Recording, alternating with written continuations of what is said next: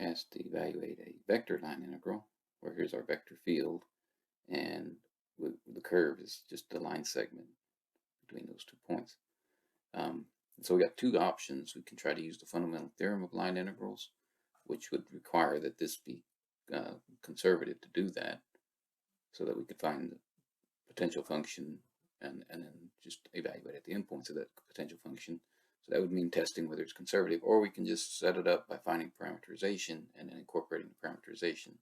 Well, the parameterization is not too bad in this case because you can see it's just 1, 1, 0, 1, 1, 2.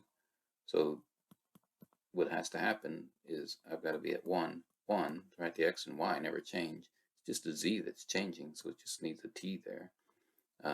And you could do this by finding the direction derivative, which is going to be 0, 0, 2 minus 0, 2, and then you could work it out, finding the equation of that line like we've done before.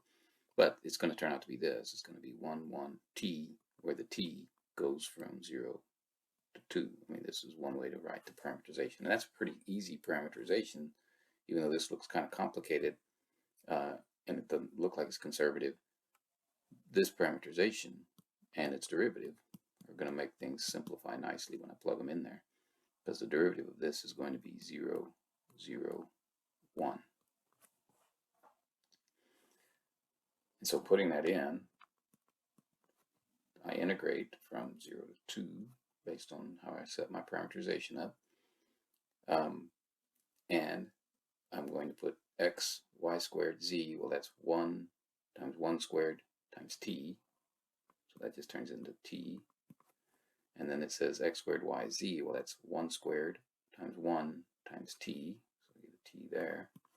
And then it's 1 times t squared. So I'm just going to get a t squared there. So the vector field comes out okay for my parameterization. And it's dotted with something really simple. So that, yeah, this is the best way to do it. Now my integral is going to be the integral from 0 to 2 of 0 plus t squared. So it's just integrating t squared, which gives me t cubed over 3 from 0 to 2, which is going to be 8 thirds minus 0. And this next one just asks me to set up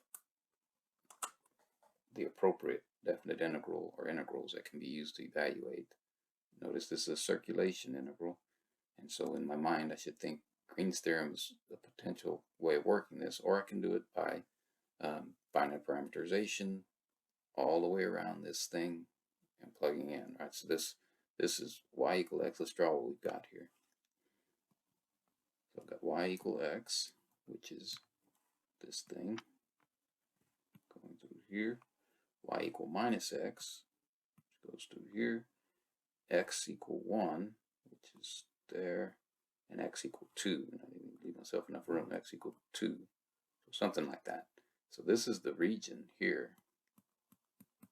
And so if I want to use the normal way of evaluating these, I've got to go around this thing. It says counterclockwise, so it is going this way, then this way, then this one, then this one. So I have to set up all 4 of these and do a line integral, vector line integral.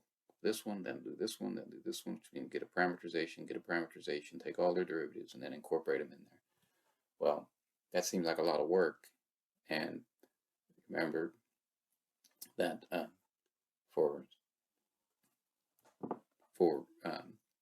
circulation, there's a shortcut, which is Green's theorem.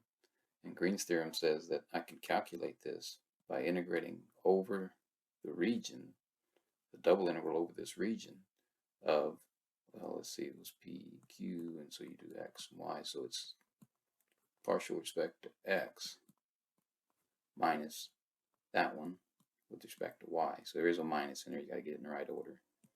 And so that's what I'm going to do here, because this is over a nice region, we can do it that way.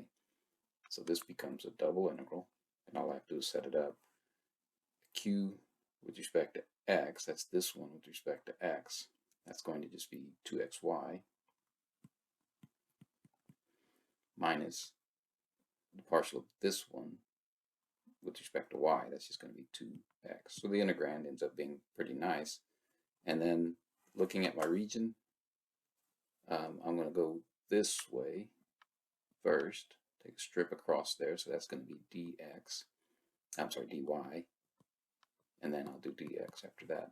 Well, we can see that the y goes between, this is y equal minus x and y equal x, so y equal minus x is the lower boundary, and y equal x the upper boundary, and then the x's go from 1 to 2. And this wouldn't be too bad to integrate, but we got it. We were just told to set it up, and so there we go.